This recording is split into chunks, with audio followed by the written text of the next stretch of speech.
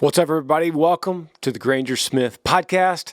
Thanks for listening on your favorite podcast app. Thank you for watching if you're watching on YouTube. And thank you for joining on this journey. It's been a wild ride. We've had a lot of episodes. Thank you so much for all those that have started at the beginning and heard this story and heard me talk to some friends and heard me hear from some really interesting people.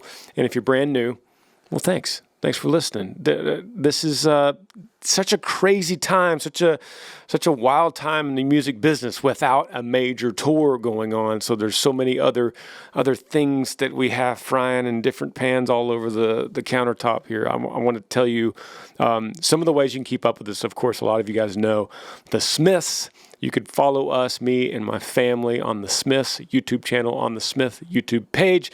You could follow me, Granger Smith, right here on this podcast every single Monday. This is also where you're going to find Earl Dibbles Jr. This is also where you're going to find our truck restoration videos. A lot of you guys have been asking, commenting, every time you see a new video pop up on the Granger Smith YouTube site, you've been saying, where is the truck? Where's the truck in the process of the restoration, the 74 GMC? And I've posted on here before. I feel like I need to tell you guys, first of all, I'm so sorry that series has been stalled a little bit. The cab is at the body shop right now, and the body shop is, we've done everything on the frame up into the body. So the cab's at the body shop. They're putting the new roof on it, and we got a big hailstorm that hit us in Texas about a month ago. And so the body shop got swarmed with work. Everybody has to understand that they're doing this work for us for free. So when real work comes in, they got to take the cash. So we totally understand that. We're on a little bit of delay, but I'm told that as you're watching this podcast this week, we're supposed to get a lot of stuff done on that cab. We're finally, me and Butch and Bull could pick it up and start that series again. You could also find our series live at the Yee Farm right here on this YouTube page, but it will be moving soon to a brand new and improved Yee Nation fan club that is in development that we will be launching very soon, and all these live shows will be going to that. We don't have an official brand sponsorship today for this podcast, so I will talk to you about Yee Apparel, which I always love to talk to you guys about Yee Apparel. I'm right here, sitting here at the headquarters at the Yee Farm as we speak. This is always a passion project for me, as it has been for many, many years with me and my brothers. And I want to first of all always thank you guys for joining Yee Nation, for being a part of this brand, of this lifestyle that is so much bigger than just music or just one person. And I am so proud every day to know that we have the responsibility of representing this lifestyle through this brand. The month of August coming up, there's a lot of new stuff. We have August 2nd, our back-to-school release. That's going to be really important. August 15th, some of you might not think this is important, but actually we've been working on this for a long time. But that's our leggings release, and Amber has been working so hard on these leggings. I mean, she's been working on this stuff for almost a year, trying to find the perfect leggings. I know it sounds crazy, but it's the real deal, and these suckers are going to be amazing. That's August 15th. Then we get into September 4th through the 7th. We're going to have a Labor Day weekend sale. That one's going to be really amazing. I've seen some stuff all leading up to September 18th, our fall launch. And you guys know how these launches go. You got to get there early. Everything's going to sell out, but it's so worth it. We're going to have early access through this fan club that I'm talking about. And I'm going to release a lot more information as that time gets closer. And you know what's really cool about the September 18th fall launch for Yee Apparel?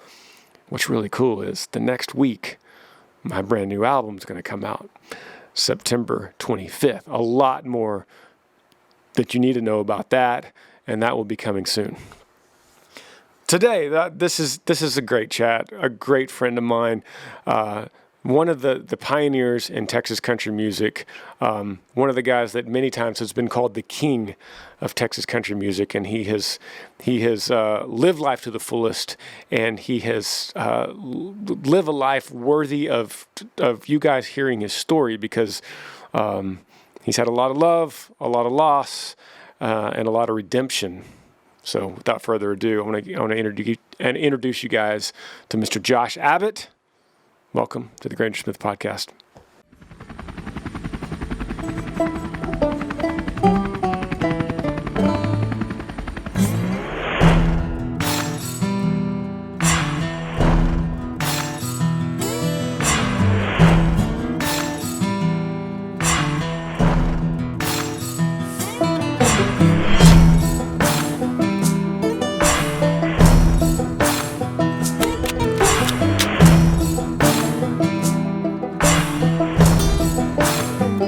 Dip cans and diesel, mud tires and smoke. Long line of 4x4s bumping down an old back road. Granger cold one's high, it's a redneck invasion. Yeah, you're rocking with that Yee Nation. So, I believe it was 2009. We were at Antone's, downtown Austin. Yeah. A party. And it was like a benefit, I think. And there was a bunch of artists there, a bunch of Texas country industry people there. Mm-hmm. And I remember I played a couple songs acoustic. A bunch of people played. Yeah, it was a bunch. And you remember the night I'm talking about? Yeah, I think it was like a showcase of sorts, wasn't it? Yeah. So my radio promoter at the time, she said, "See that guy over there? I think it was a red trucker cap you were wearing." Yeah, it was. Good memory, man. She said, "That guy is about to blow up. He's about to blow up." And I was like, "What's his name?" Josh Abbott. Yeah. That was the first time I saw Josh Abbott. I appreciate it. Shout out to Angela. Angela Lampton was the one that did that. And man, she was right. Yeah. Because you skyrocketed from then. And so, do you think I'm right about 2009? Yeah, it's probably. Or 10? Well, I don't know when we necessarily skyrocketed. Well, when that Antone's But that was night probably, definitely it was 2008 or 9. Yeah. Because we actually started touring in 2008. So we formed our band in 2006, just for fun. Okay. Then we eventually, I think maybe in 2007, recorded that Taste EP. Yep.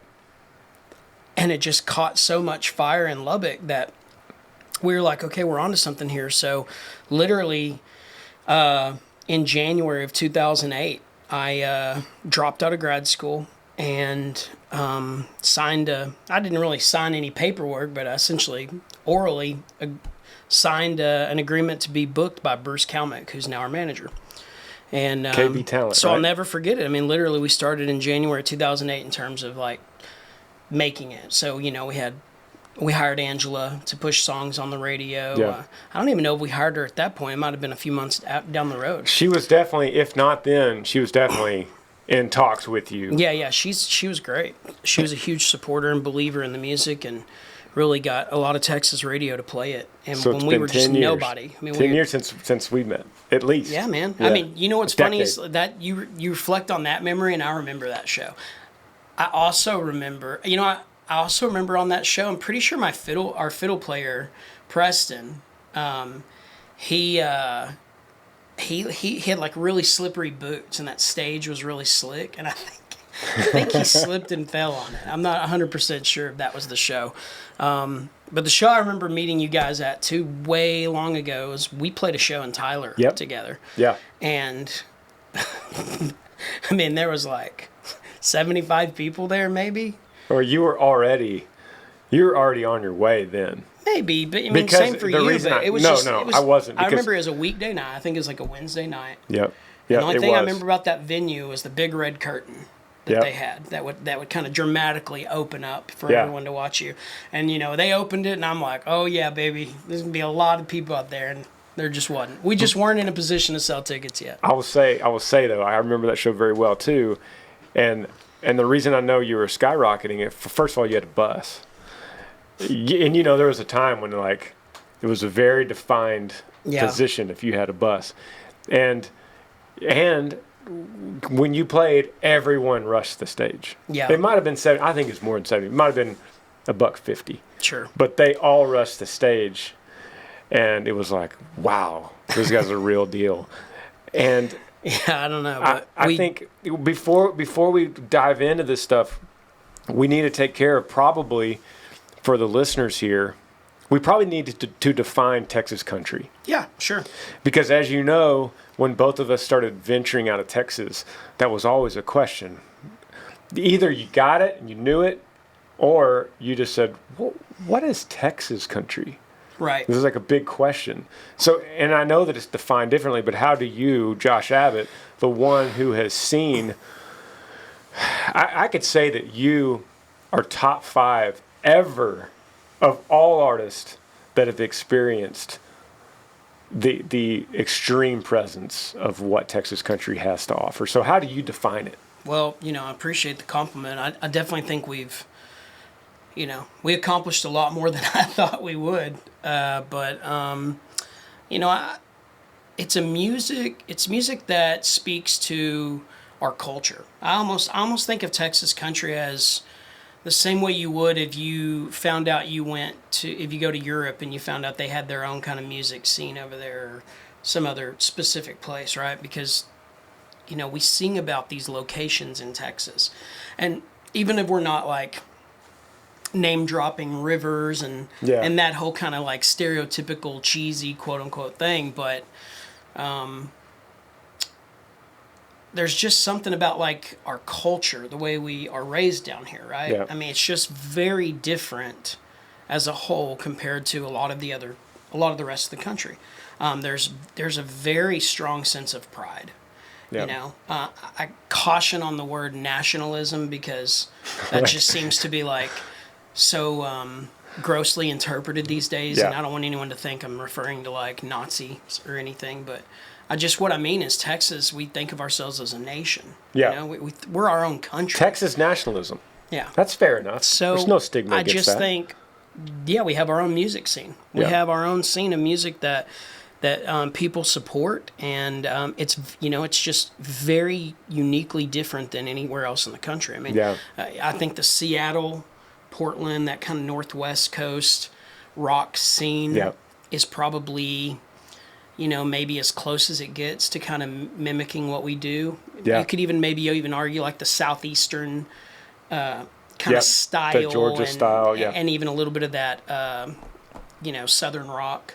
Kind of has its own thing, but still there's just nothing infrastructure-wise like we have in Texas, where there's venues stacked on top of each other across the state, and you can play a city 4 times a year, and you're not going to burn your crowd out, which is crazy. Yeah, infrastructure, absolutely. Fans are absolutely part of that. It's hard to define the actual style of the genre because, especially in its heyday, when you have Jack Ingram, Whiskey Myers, Kevin Fowler. Yeah. You have some very different styles of music all under the same umbrella. It could all play a festival. It is a little weird like that. But you know what? In the same sense, it's kind of like that with national mainstream country. Yeah. There's Luke Combs.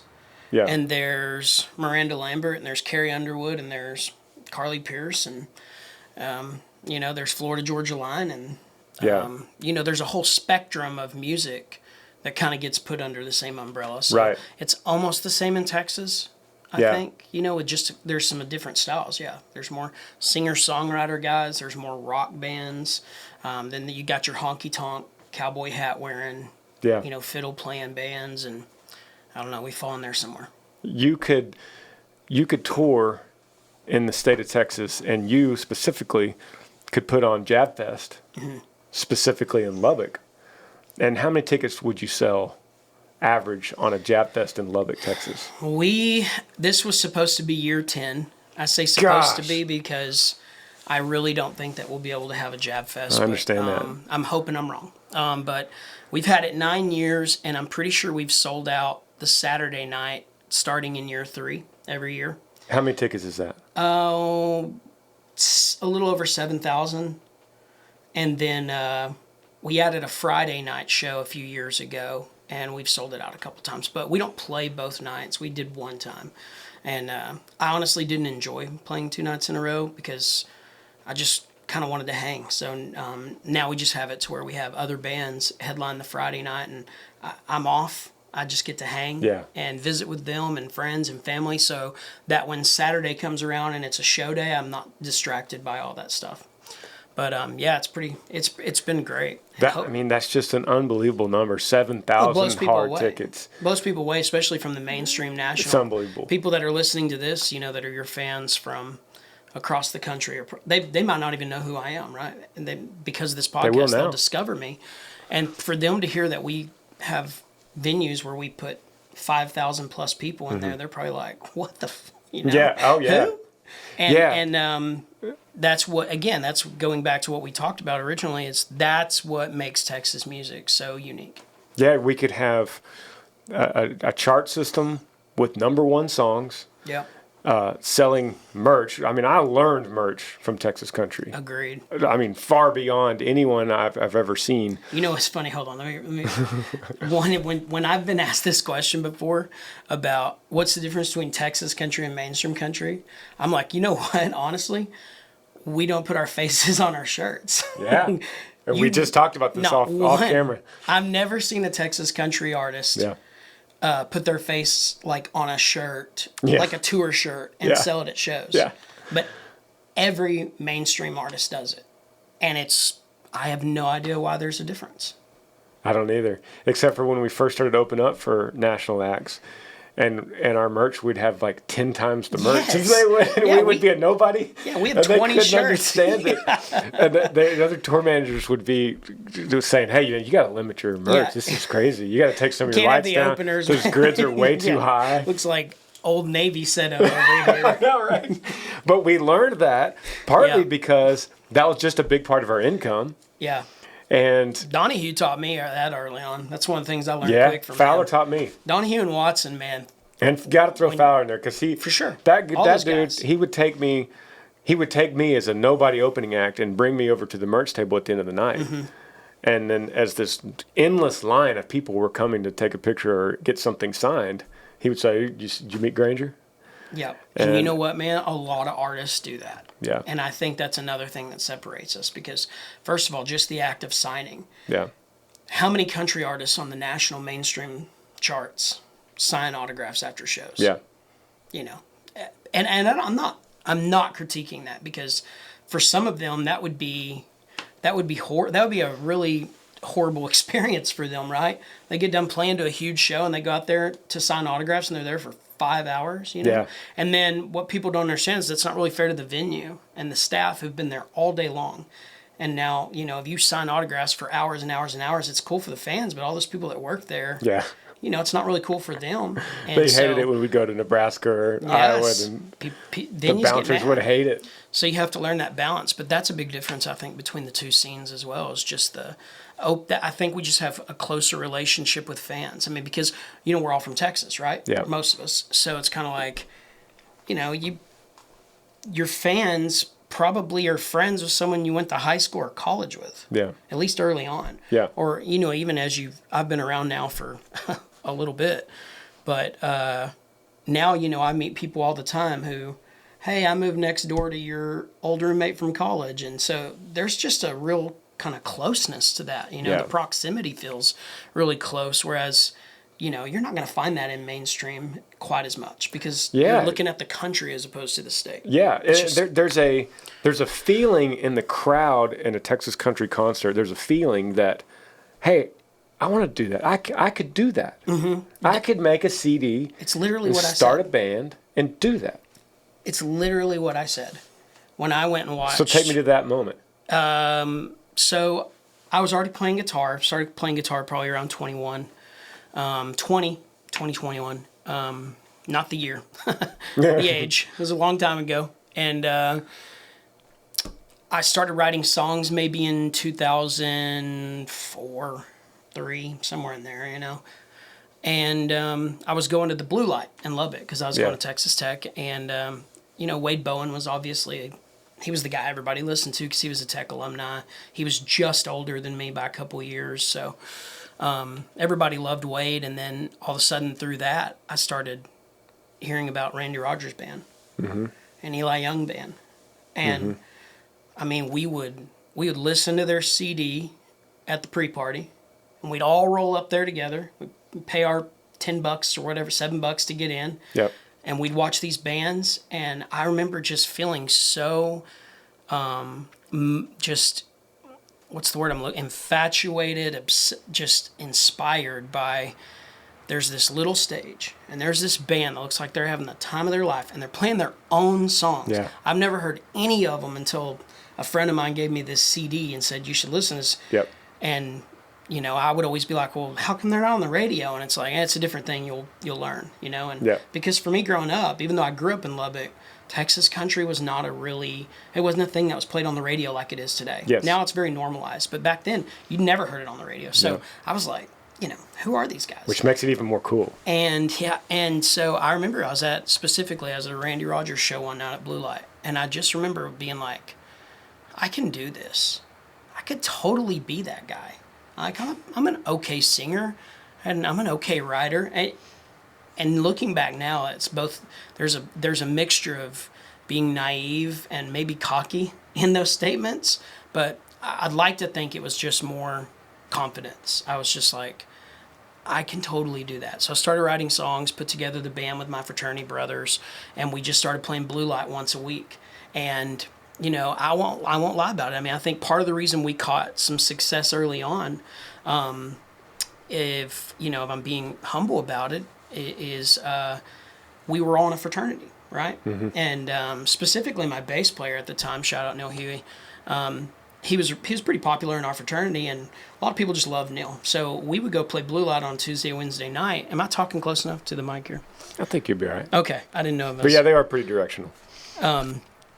And so anyway, we'd show up. Well, we were the it thing to do on Tuesday night. So, all our fraternity brothers would, not all of them, but a bunch of them would come out. And they'd bring their girlfriends. Well, they'd bring their sorority sisters and roommates, and then they'd bring their boyfriends. Yeah. And the next thing you know, it's like, I'm not going to lie. There were some nights where there was 50 people there. But there were a lot of nights we're in college, and it's sold out on a Tuesday night. And me and all the guys are making like $500 each, and we think we are kings. It does not get better than this, right? This is great. And just kind of went from there. And what's crazy is, I say this a lot, but sometimes those days, it's all relative to where you are in your life, because maybe it didn't get any better than that, because those were pretty awesome nights. They were pretty great. When you're and $500 at the time, when you're a college kid, $500 is a lot of money. When you're single college dude, and you can pack out the Blue Light and not have to worry about traveling expenses, make $500. It's not a bad deal, but you realize real quick, can't do that forever, right? So you have to at some point parlay that and take the next step, and that's what we did. So took the next step. A couple of the band members changed because they just didn't want to. They honestly did it for fun, and they didn't want to be in a touring band. They just didn't want that life.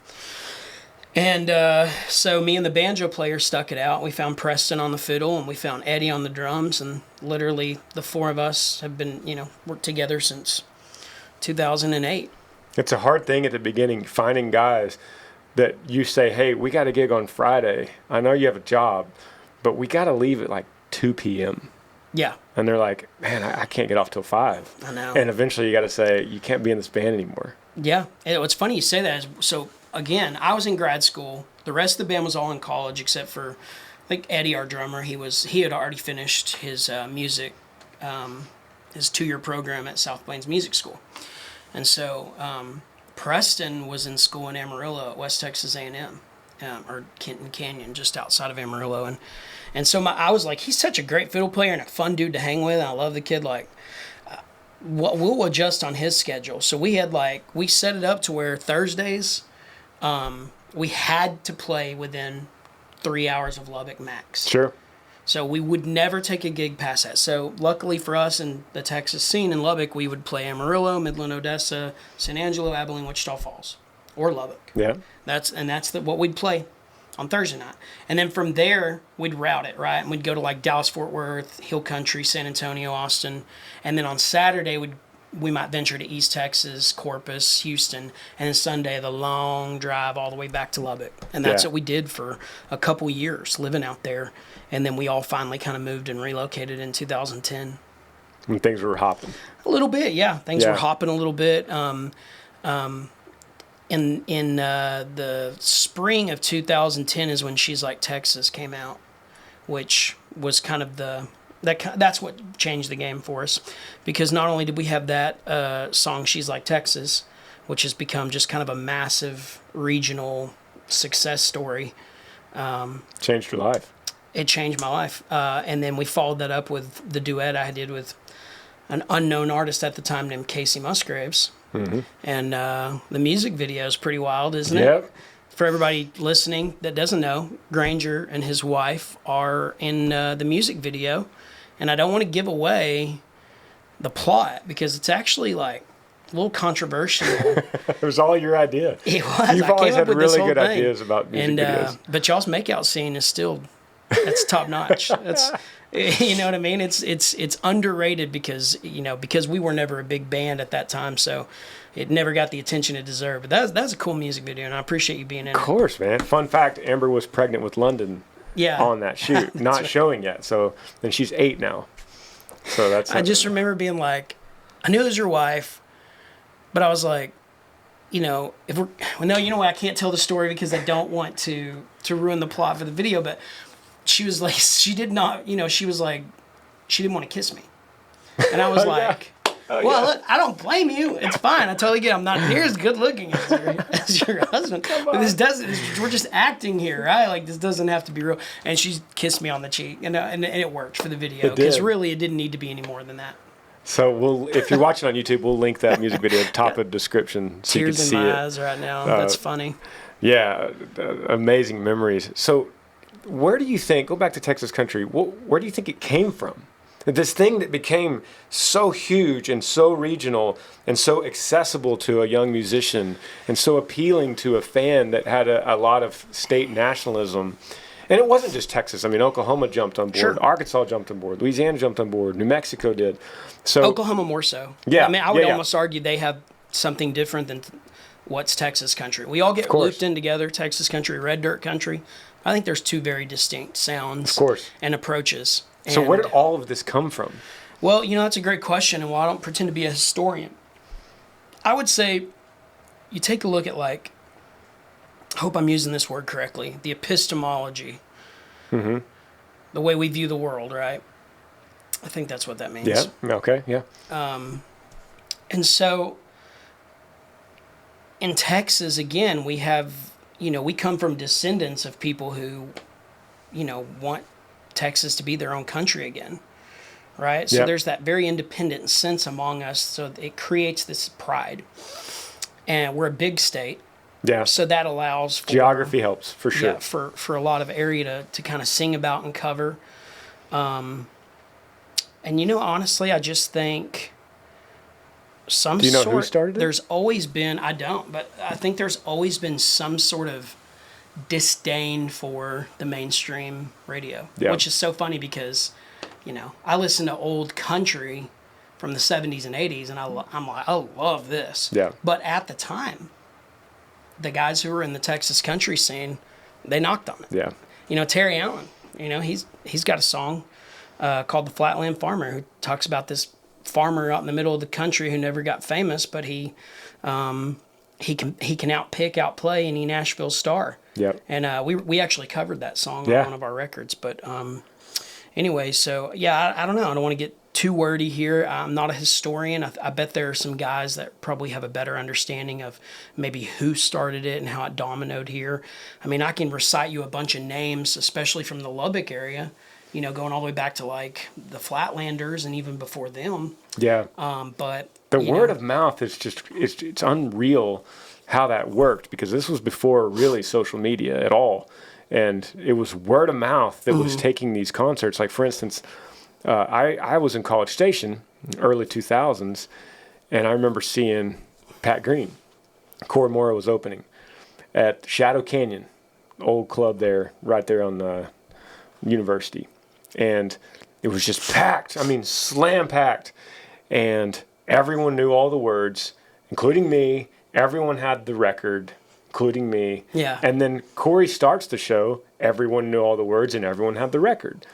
And that was just, no one thought about it in terms of, is this guy on the radio or not? it represented a good time with our friends.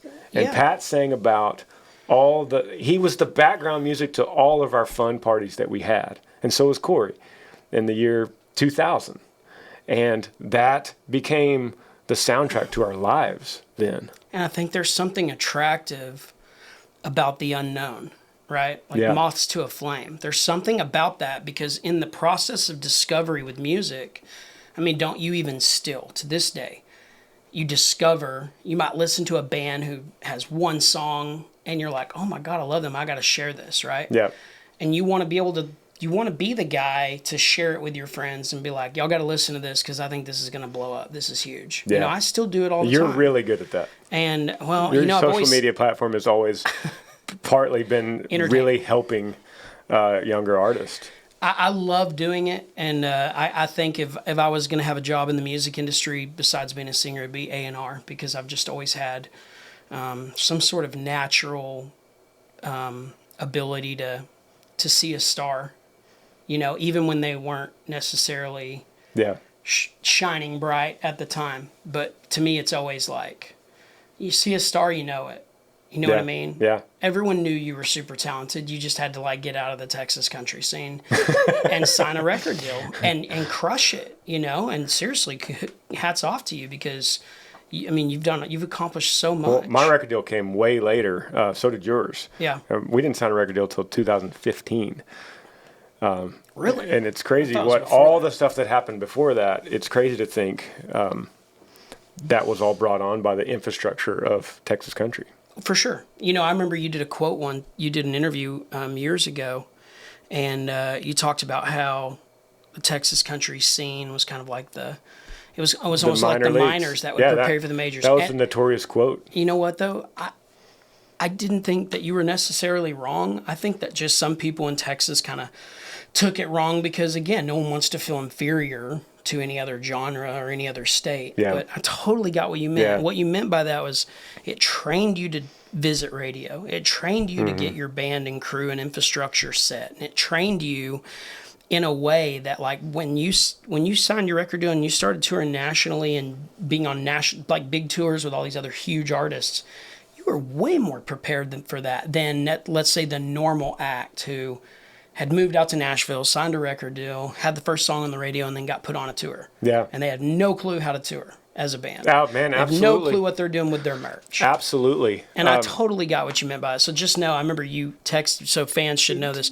You're such a good guy that you texted me an apology for making that statement. And I remember replying to you, it was a dark you do not have to apologize for this statement, because I get what you meant. And if people want to misconstrue that, then you can't be responsible for interpretation.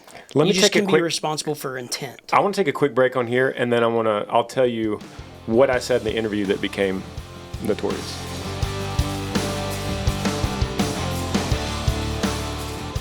So this was coming off of a national radio hit for me, and a reporter said, how do you attribute having this hit, coming from nothing and having this hit on national radio?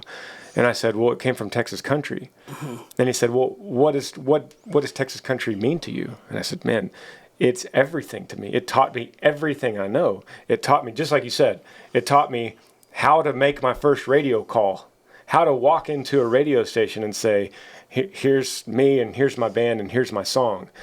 It was the minor leagues for everything in terms of training. It trained you. But that one quote again got screenshot out of an article, and then it floated around, and there was a couple guys that took it really bad.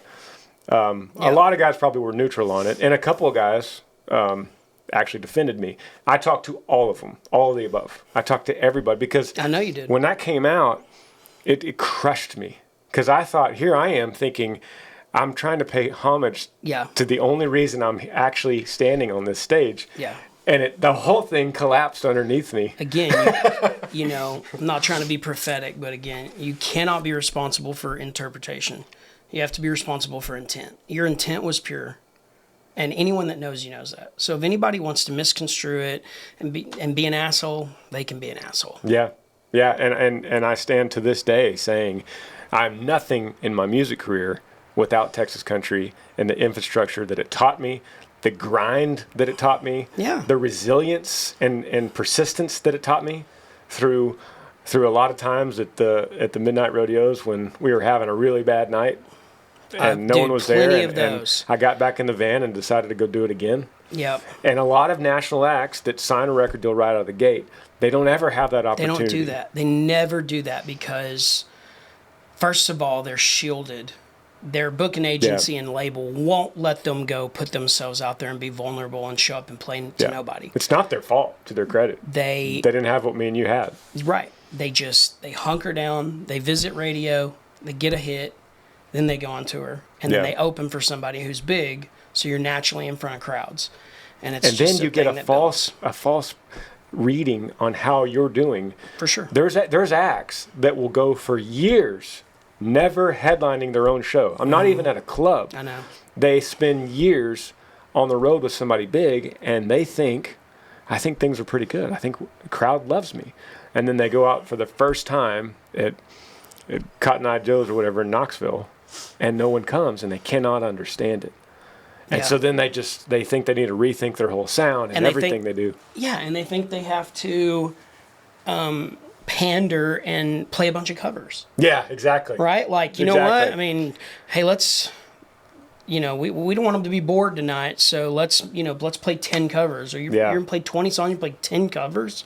Yes. And I know when you're a young band, you don't have a lot of originals, so that's, there's something to be said for that, but it's like, I mean, I've gone out and I've seen some of these, shows of people, and I'm like, they might have one hit, right? Yeah. And they're opening and they're playing a 25-minute time slot. Well, the other 5 songs were covers. I'm like, you just played me 5 cover songs, and then you're hit. You didn't take this opportunity to show all these people that you have more than the one song. You're right. It's so weird. And you said the right word. They haven't understood the vulnerability of standing there and delivering an original music, and maybe they're not going to clap at you.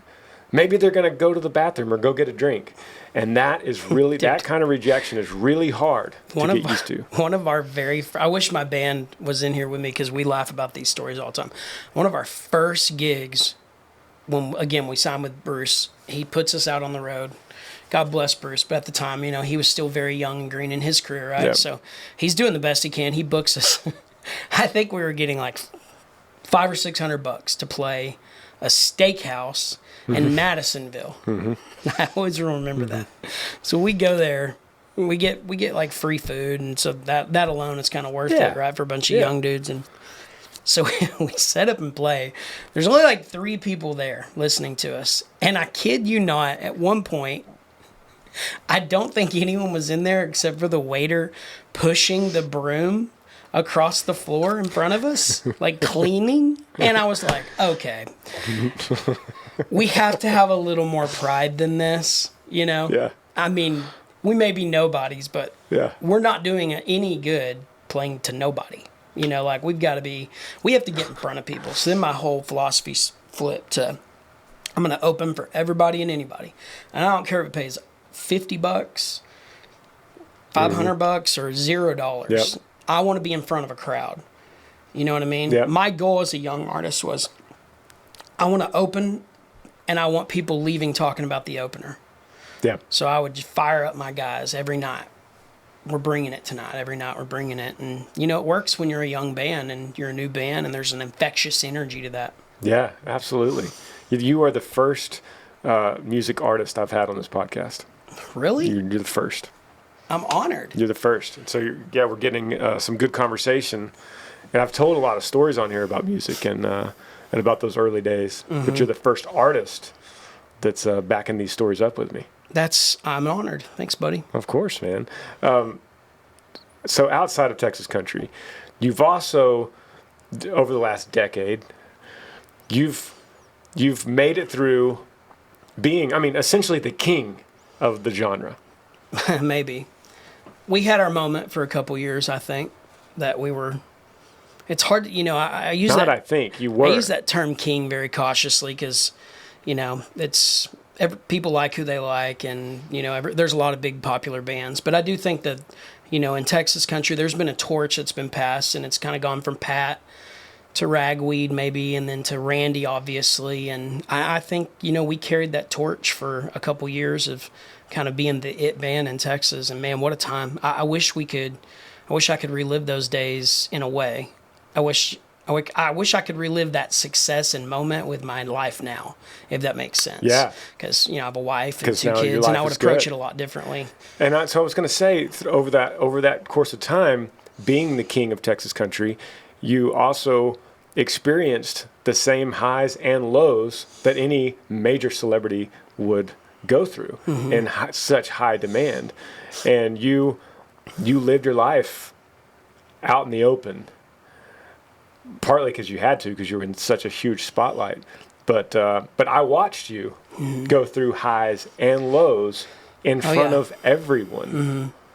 And through all that, my hat's off to you for you sitting here today and still maintaining the integrity that you have as a person and as a friend. But you've been through some low stuff. Yeah, I mean, and we can dance around it. I can just talk about it for a second. I was married previously. I was a really shitty husband. Really shitty. I was so focused on my career. I was so selfish. I drank way too much every single day. And I just had insecurities, and I was just a bad person, I think, for a couple of years there. And so we ended up getting a divorce, and I deserved it. And I think that was a moment where I really had to reassess my life. Like, is this what you want, Josh? Yeah, you've played all these sold out shows. Yeah, you got a record deal at the time. We had one, and it was like, but now you've lost, the person who really loves you and her whole family, and a bunch of your fans kind of, just don't have the same positive view of you. And I'm like, I don't want this one thing to define my narrative, because, I don't think I'm a bad guy. I don't think I'm that guy. I think I was a bad guy for a short amount of time. And so it's hard to admit that, but I think I grew from it in a way where I'm proud of where I'm at now. I don't have any issues with the things that I used to have issues with, and have a wife and 2 kids now, and life is beautiful in a way that if my music career goes away, which right now it is, right? Like no one's touring. No one I has have a no career music career right Yeah. now. But if it goes away and I have to go get a normal job, I'm actually fine with that, because I love where my life's at right now. And there's just a happier place. And so, yeah, highs and lows, man. There's been a lot of them. And if anyone doesn't understand, let me paint the scene for you. Josh skyrockets to the top of Texas country. And I hope that we've done a good job defining what that is, if you don't know what that is. But the fact is, you rose so fast from the boy that was in Lubbock, Texas, looking at the stage at Randy Rogers saying, I want to do that, to just a few years later, you're making, any kind of tour date sell out. I'm talking, if there's a festival, you're probably headlining it. Or direct support. Or direct support, we're right but there. you're equal. And we haven't earned it. Yeah. We have no tenure. We have no, you have to pay your dues. I don't think we paid our dues long enough. And I think that caught some resentment from the traditional longtime fans of the scene, as well as some other bands who just honestly didn't like a new guy bypassing them. Yeah. So if you're trying to put yourself in Josh's shoes, imagine that, where you're in such high demand, you're fending off the haters that don't understand why you've come up so quickly. You're trying to satisfy everyone that loves your music so much. They don't want you to change. They want you to just keep spitting out the same record over and over again. They do. And I'm like, those records we put out early on, there's some stuff I love about them, but there's a lot I don't. Like, if I could restart my career now, right, I wouldn't put a song like Taste out. Yeah. And that sounds hypocritical, because if we hadn't put that song out, I don't know that I'm here right now, because that song created such a magnetic, following. You could go to the river or the lake or anywhere across Texas after that song came out, and people were playing it. Yeah. And but I wouldn't put that song out now. And even a song like She's Like Texas, I'd polish that up a little bit better. There's some lines in there that are a little bit loose. That's understandable. And but you can't. They're pieces of history that are forever part of you. They are, and it doesn't matter. Well, the process informs the results, right? Yeah. So I can second guess things, wish I hadn't done certain things, but all of these things have led to a moment now where I'm good. I was in Tuscaloosa, Alabama, on the bus. We were playing a club that night. I'll never forget it. And it was probably 3 o'clock in the afternoon, sitting on the bus, just finished sound check. My crew starts kind of grumbling. You seeing this? You seeing this? It's like, what? Josh, you see this? Josh. Start passing the phone around. And you are public on Twitter about your current separation from your current wife. Oh, yeah. And that was dumb. I wish I could take that back, too. I don't know, because what I was about to say is you could have lived that privately. Mm-hmm. But I would like to think that you inspired a lot of people to live life in truth and light and honesty. That was the goal. It really was. And I think that's what you did. That's what I read in those tweets. It was. You know what? This happens a lot. And I promise I'm not the only person that's guilty of cheating on their wife and being an alcoholic out here on the road and all sorts of other stuff. And I would never name names, right? Sure. But there are a bunch of other people who are guilty of those More things. than not. And have gone through divorces themselves. But everyone's so scared. Keep it so quiet. You're right. Don't want to damage their reputation.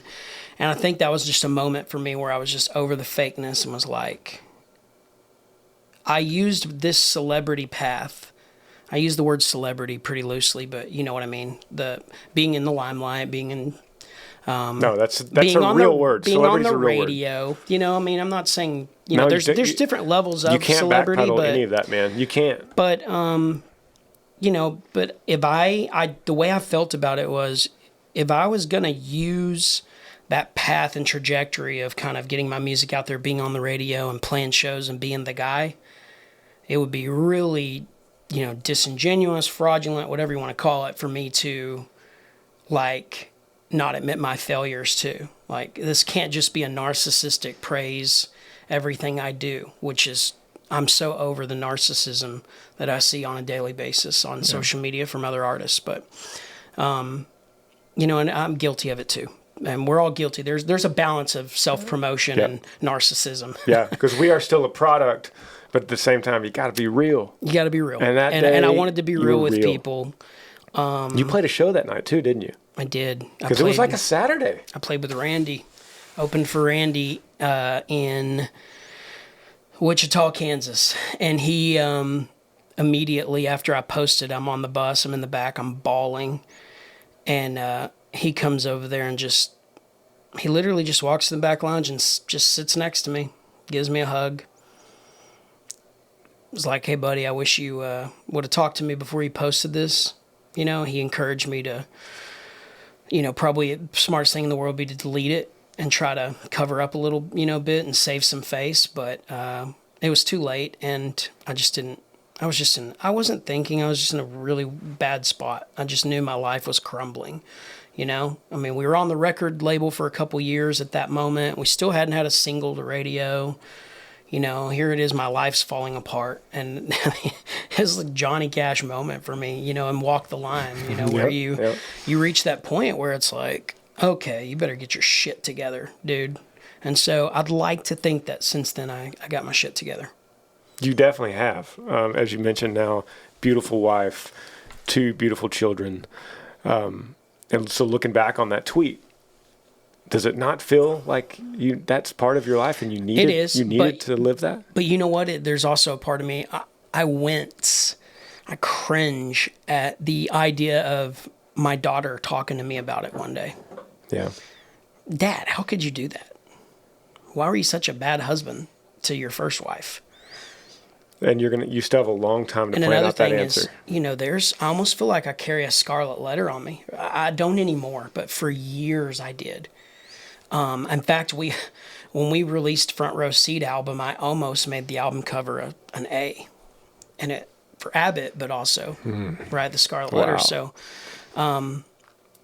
But it sucks for my wife, right? My wife now, who's everything and is so gracious and perfect for me in my life, and I would do anything for her. But does it? But I think it sucks for her because I put myself out there like that, and now there's people think like, oh, that's her husband. I bet he Oh, I got you. does that to her too. And she probably, I think she's probably self-conscious of some of the things and mistakes I've made in my past and probably embarrassed by them. But in the same sense, if I hadn't gone through that road, right, I wouldn't be with her now and have these kids. Yeah. And so it's kind of like, people say I wouldn't change a thing. I would change some things, right? But I would hope that my path got right back to here. Yeah. And when you change things, it might not. Yeah. So yeah, I think don't know. that you have a long time to come up with that answer to your daughter, but it's somewhere along the lines of, baby, let me tell you, I have made mistakes. Mm-hmm. I've learned so much. And then I learned from those mistakes. And then I got better. And then I met your mama. And she taught me how to love my wife, in she a way that I've changed. never known.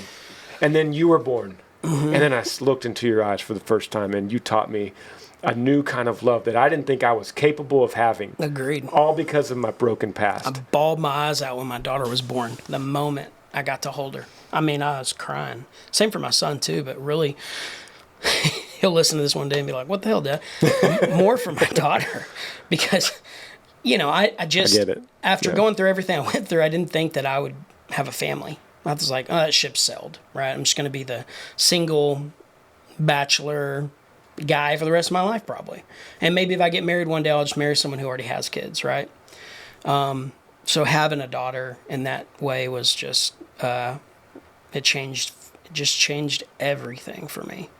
And I'm proud of my life now, and I'm proud of, what we're doing. And, we might not be, our band, we're not probably as popular as we used to be because, when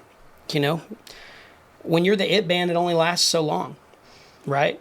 It goes away. It goes away for everyone. Right now, Luke Combs is the it guy for country music. Yeah. And he is badass and probably going to stay at that level for a long time. But at some point, he'll be the guy with 5 or 6 albums instead of 2 albums. Right? It also doesn't mean he's any happier than you are, or in a better place in life than you are. Yeah, I don't know. And you know that. Oh, no, you do know that. Yeah. And ever since I've known you for over a decade, you have a tendency in conversation to kind of backpedal and play yourself down a little bit. I do. You always have. You did that when you were the king. Yeah. And my point to all that is, you had that ability to rise so fast and to fall in love again and be renewed and then have children. You have all that ability. There's nothing to say that there's something on the horizon isn't even bigger than everything in your career-wise. I hope so, because I'm so proud of the music that we're putting out right now. The newest song that we put out, it's called The Luckiest. It's how we named our son, Luck. I think it's the best song we've ever put out. What else matters then? And the thing is every artist says that. Every artist says their newest song is the best song they've ever put out. But ask me in 5 years, because I'm going to tell you, Luckiest is my favorite song. I think it speaks to my life, the direction, the gratefulness, and my kids, and the appreciation for everything that's come along the way. That's a love song not only to my wife and kids, but it's also a love song, honestly, to the fans, too. Like, right? In that song, I don't know that you've heard it. It says, I can't believe the life I've been given. Yeah, I'm lucky. I know it's true. But I feel the luckiest to be loved by you. So good. And I think I'll be able to sing that to the fans every night and be like, I'm lucky because of y'all. Y'all all paid a concert ticket price to come here, and some of you bought our shirt. There's millions of bands that you could spend your money on, and you came to do it for mine. And I don't want to take that for granted. Especially when we get to play again. One day. That's going to even mean it more to us, to guys like us, that people are risking a lot more just to see us. Mm-hmm. And I think we'll even feel that gratefulness even more. But, man, if you say that your latest song is your best, I don't think anything else matters in your past. Yeah. Well, because you say every artist says it, but I don't think you can really believe it unless it's real. Yeah. Oh, I believe it. I believe it. Let's take a quick break, and then I want to talk about possibly post music for you. Let's do it.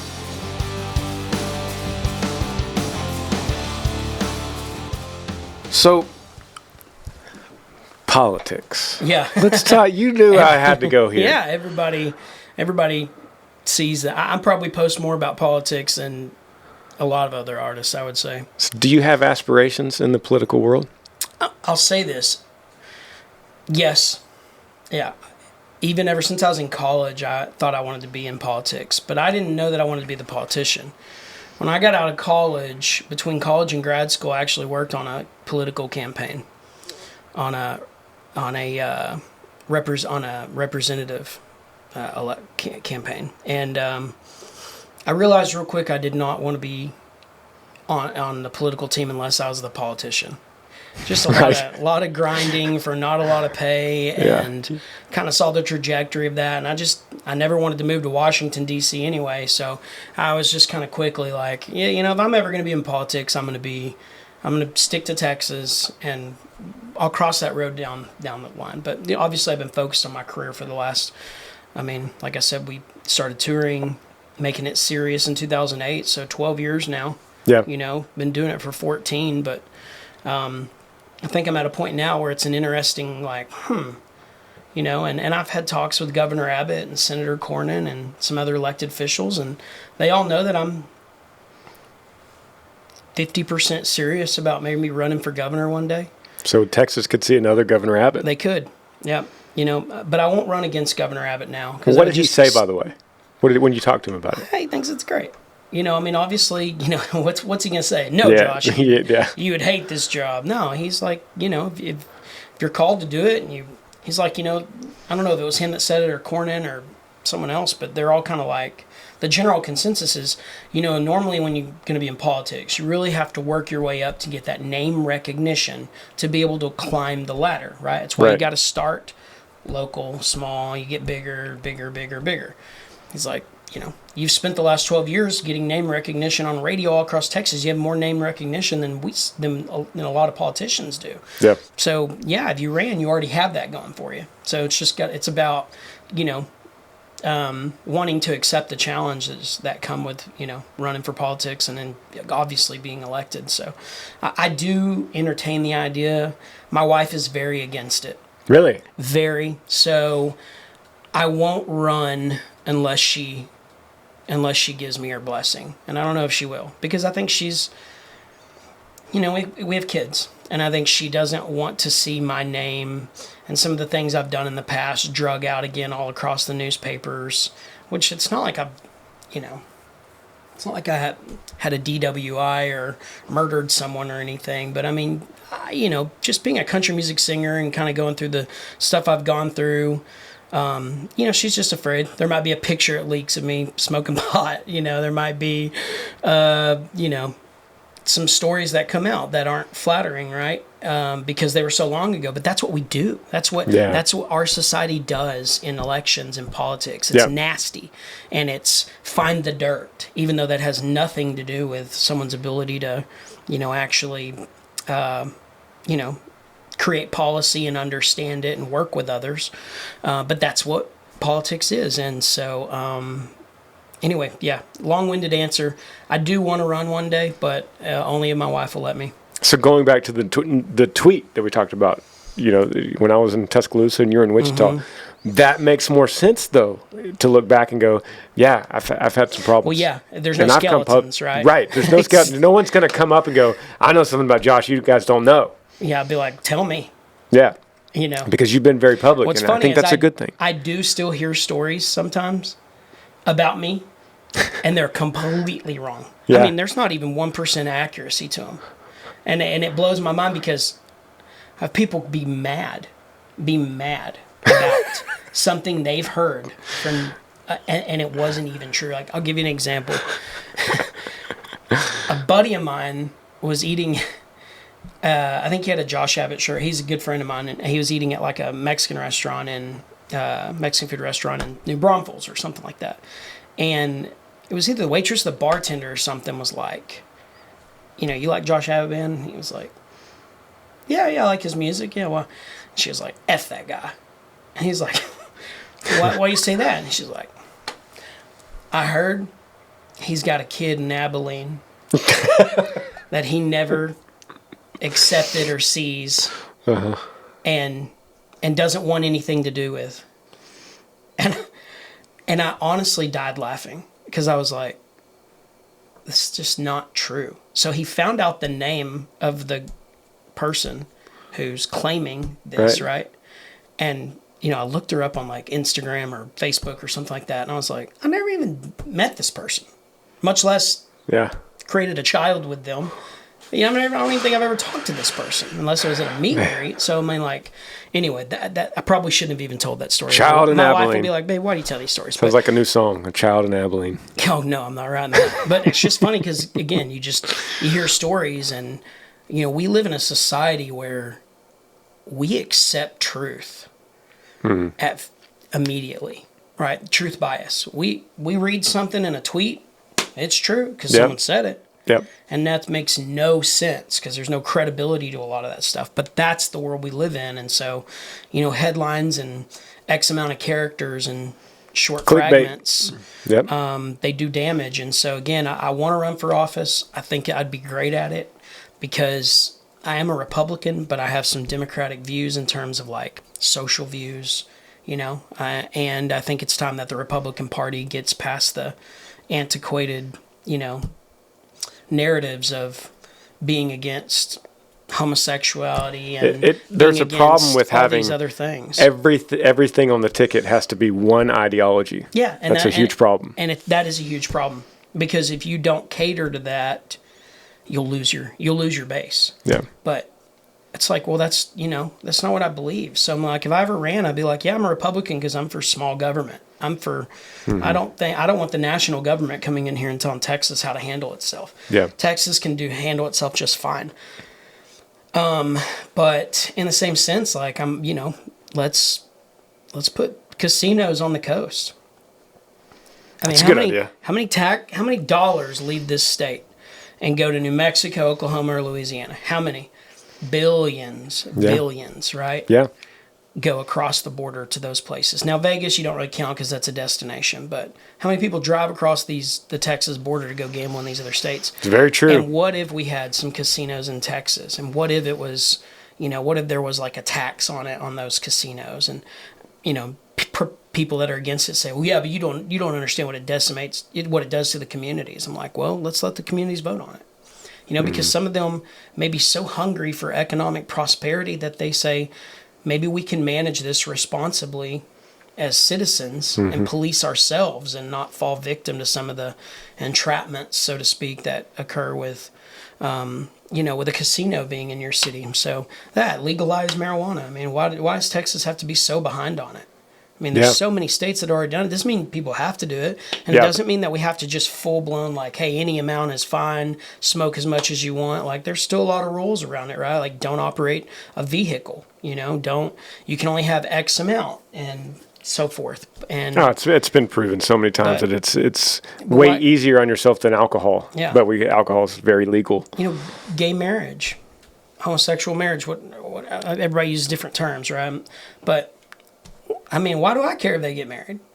Now, on a level of church and state, I don't think that the country or the state should be able to tell a church they have to marry someone because that would go against maybe their belief system. Yeah. But if there is a church that says, yeah, we'll marry a gay couple, why can't they get married? Like, who cares? It does not bother me in my life. Why can't they have those rights? Why can't they have the ability to be on each other's insurance and things when they're partners together? Like, I wonder why we can't reach these compromises. And the hypocrisy of it all is what kills me, is because, especially like I'm a Republican, but the Republican Party, the core of that is free will, right? Small government, free will. We don't want the government telling us what to do. We want less regulations, less laws, right? So why are we like, no, you can't be getting married? No. You have all these restrictions when it's convenient for some sort of like Christian conservative narrative, but even that I think is outdated. I think a lot of modern Christians, while they necessarily wouldn't be like, homosexuality is okay. I think a lot of people are like, well, the Bible definitely addresses it, but it addresses a lot of things we're all guilty of, right? And that's where I'm at with it. Like, my sin is no less or worse than someone else's. So you're right. There's a big difference between church and state. And there's no apostles in the Bible. Never did they ever say we have to overthrow the Roman Empire because they're wrong and they need to be Christian. Mm-hmm. In fact, when the Roman Empire did become the Roman Catholic Empire, it actually was still really bad. Yeah, it was really bad. For sure. So that having that separation of church and state, you could worship your own way in your own church. Yeah. But the lawmakers could make laws, and it doesn't have to contradict each other. Mm-hmm. And we've kind of been caught up in that a lot. And it's just like there's all these hypocrisies of the left too. I mean, there's so many, right? The party of tolerant, but they don't want to be tolerant of people who don't believe what they believe, which makes no sense at all. Yeah. Right? In today's culture that we live in now, we see these race riots occurring, and we see Black Lives Matter as a political agenda and a movement. And there's a balance to it all because you have to tread that, right? Like, Black lives do matter, right? All lives do matter. But you say one, it alienates the other somehow. And I do think that there's probably some sort of, institutional racism that kind of still exists as a byproduct or from trickling down over the years, right? Like laws that were in place years ago that have just kind of only gone away in little bits. And today they're, I do think that it's very obvious that the African-American, the Black community is covered in poverty and they need a hand. And I don't know how to fix that. But I think it really angers me when I see Republicans who don't think it's a problem. Of course it's a problem. What you just said is interesting because you said the exact sentence that no politician is allowed to say right now. I don't know how to fix that. Oh, but yeah. That's what we want them to say. Right. We want someone to finally tell us, I don't know how to fix that, but I'm working on it. I'll put a committee and I'm putting together. all the best people I know on this, and we will figure it out. Right now, I don't have an answer. I just realize it's a problem. But they always feel like they have to talk. They always feel like they have to communicate like a solution. And sometimes I don't know if I have a solution, and I don't know if my solution is the best one, but here's what we have. Yeah. And so, but in the same sense, I think the rioting and the burning and the looting and all that is it's really just tainting and perverting what can be a really positive moment in history for civil rights, And I think it's okay for Republicans to go,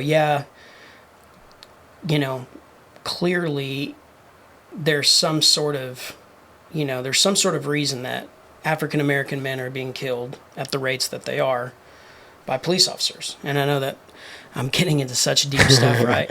I know that there are people who listen to this podcast who will say, well, yeah, but what about black on black crime? Yeah, but we're not talking about black on black crime. We're not talking about white on black crime. We're talking about police and African American men.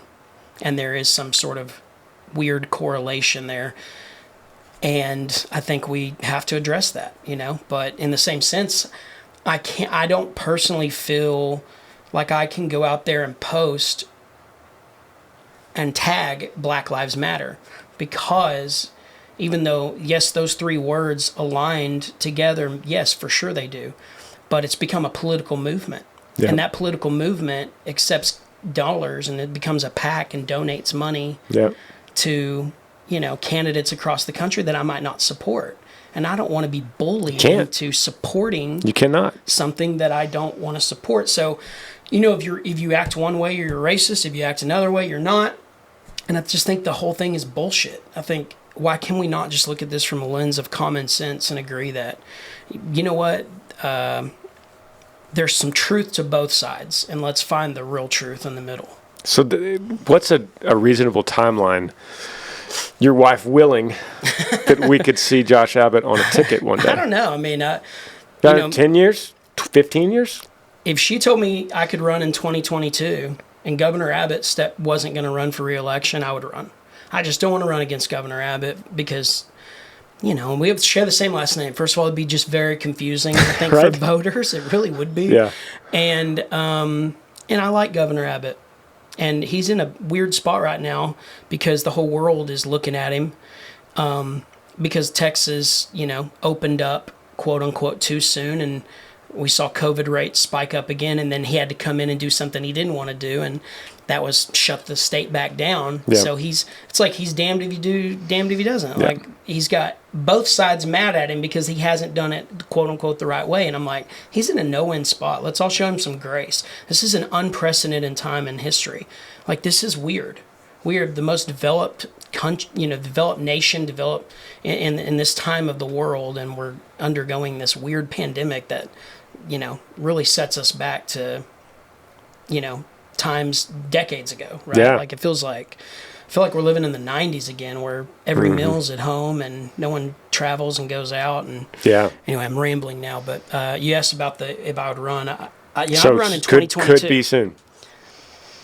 If my wife would let me. Yeah. But I don't see her changing her mind in the next couple of years. And I think Governor Abbott will run for re-election. So whenever the next one would be, 2026. Okay. All right. 2030. 2030 sounds good. Man, it's 10 years from now, right? Yeah. Wait. I'm off on my years. I'm a dumbass. As far as when the election years are? Wait, no, I'm not off on my years because he's not running for governor right now. And it's 2020 now. It's president's election. Yeah, so it's every other. 2022 I think is when he's up. And then it would be 2026. And then 2030. So who knows? Maybe in 2030, that's the year that I run for governor. And let's get that Yee Nation vote. We'll bring you back on to rekindle that. You know how many of your fans are so mad at me right now for some of my viewpoints? But that's the thing is, I would just hope that people could listen to the approach I'm coming from, because I don't come from a very polarizing viewpoint of very far right or very far left. I'm more right than left, but I'm closer to that middle, and I'd love to see more people get there and go, I can concede that point. I think a lot of people could use a little common sense when it comes to politics, and it doesn't exist right now on either side. Yeah. We'll bring you back on the podcast in 2030 to rekindle that. Let's do it. Hopefully many times between now and then, but I'll end with this too. The one fraternity that me and you both belong to, that neither one of us wanted to get into, was we lost our dads. Mm-hmm. I lost my dad in 2014, and the first show I played back was with you in South Padre Island, Texas. Yep. Opened up for you. I remember that. And it was a terrible show for me personally. Great crowd. Terrible show for me personally. I was just really going through the motions, and me and you had a good talk after the show. 1 year later, right? Several. What year was it? My dad died in 2017. But it was March. It was. That's right. So same month. March 2nd, Texas Independence Day. Yeah, my dad was March 5th. So the night of the invasion of the Alamo, or the night then they breached the walls. So I have this connection with you because I remember I reached out to you, and you lost your dad a similar way that I lost mine, and it was, I don't know why that I took that really hard with you. And I guess now, knowing that it was 3 years, but the same month, 3 days apart, maybe it was a point in my life where I had kind of come to an understanding that he was gone. And then you lost your dad, and it just, like I said, I don't know why, but it just really hit me hard. And I remember think we're bawling. Friends. I think we're friends. We empathize with each other. And I remember bawling. Yeah. Bawling. And I'm not a crier. I don't just bawl all the time. But, man, I really cried real tears thinking about your dad, who I'd never met. Mm-hmm. And I remember thinking that, where's this sadness coming from? It's not my dad that I'm sad about. It's not rekindling an old feeling. I think it was me knowing your heart and how crushed it was. Horrible. Was so devastating to me to know that someone else, a buddy, would spend a night like that. Man, I can't even talk about it still. It's been 3.5 years and I choke up. But that was definitely the hardest moment of my life. Yeah. He didn't get to meet my daughter. She was born 2 months after he died. She was born May 5th. He passed away March 2nd. So, I think we buried him March 6th. So, man, just rough time. That was a weird year. We followed that up with, it's just so much change, right? My dad died, had a baby, and my wife and I got engaged. Our story might not be the Christian movie story of, high school sweethearts that fell in love and got married and then had kids. We dated for a year and we were definitely in love. I already knew I wanted to marry her. I'd already told my parents that. I'd already told some of my team that. We got pregnant first. And so, anyway, and then that fall we released the album Until My Voice Goes Out, and we were in Vegas for the shootings. And luckily, fortunately, I wasn't down there. I had just left probably 30 minutes before to go back to the hotel room to check on my wife, who was up there, not feeling well. And the whole reason she came out was to see Jason Aldean. She's like a big fan, right? So big fan of All Country. So she wanted to watch Jason Aldean. She comes out there and she just wasn't feeling good.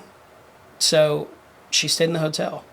And so I went to check on her, and that's why I was not on the side of the stage or backstage when that happened. And maybe my story is a lot different right now if I was. So many what ifs. And I appreciate your heart saying that about my dad, because, I don't want to get into I don't want to try to compare situations at all, but I remember when you suffered a loss. Yeah.